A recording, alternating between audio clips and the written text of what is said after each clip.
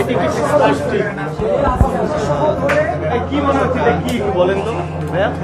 ভাই একটা ছেলেকে খেলনা পিস্তল সহ আমাদের কাছে নিয়ে আসছে। আমরা পিস্তলটা দেখছি, এটা একটা খেলনা পিস্তল। ইনকিলাব মঞ্চের আন্দোলন চলা অবস্থায় এক সন্দেহভাজন ব্যক্তিকে পিস্তল সহ শাহবাগ থানায় সোপর্দন করে কিছু সংখ্যক ব্যক্তি। আমরা তাদেরকে ওখানে ধরে নিয়ে আসছি। আমাদের কাছে মনে হয়েছে সে সন্দেহজনক মনে হওয়ার পরে আমাদের ইনকিলাবের অনেকেই ছিলেন, আমরা তাকে ধরে থানায় সুপর্দ করেছি। এরপরে থানা তার কাছে কি পেল, তার অস্ত্র খেলনা অস্ত্র নাকি আসল অস্ত্র এবং তার উদ্দেশ্য কি, সেইটা তো তারা তদন্তের মাধ্যমে বের করবে। এই সকল যাবতীয় তথ্য আপনারা প্রশাসনের কাছ থেকে নিতে পারবেন। আমাদের কাছে যেইটুকু তথ্য আছে সেইটুকু হচ্ছে যে আমরা তাকে সন্দেহজনক মনে হয়েছে, আমরা তাকে ধরে নিয়ে আসছি। নিয়ে আসার পরে তাকে এখানে সুপর্দ করছি। তার কাছে একটা গান পাওয়া গেছে এবং সেই গানটা কি রকমের গান, কতটুকু পাওয়ারফুল নাকি খেলনা গান, এই সকল তথ্য পুলিশ দেবে।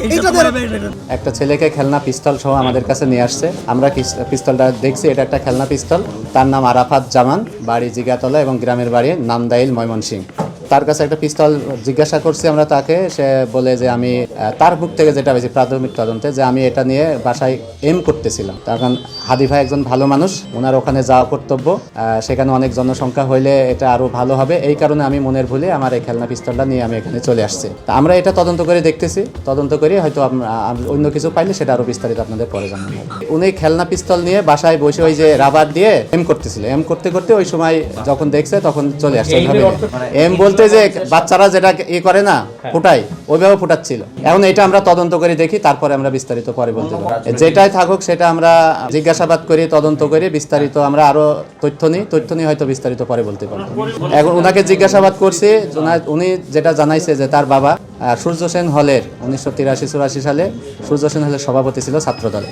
এইটুকু আমরা জানতে পারছি। না, উনি মনে হয় রাজনীতির সাথে জড়িত না, উনি বলে নাই যে আমি রাজনীতি। আমরা এটা যাচাই বাছাই করি, তারপরে বলতে পারি। ওখানে ইনকিলাব মঞ্চের যারা ছেলেরা আছে তারাই নিয়ে আসছে।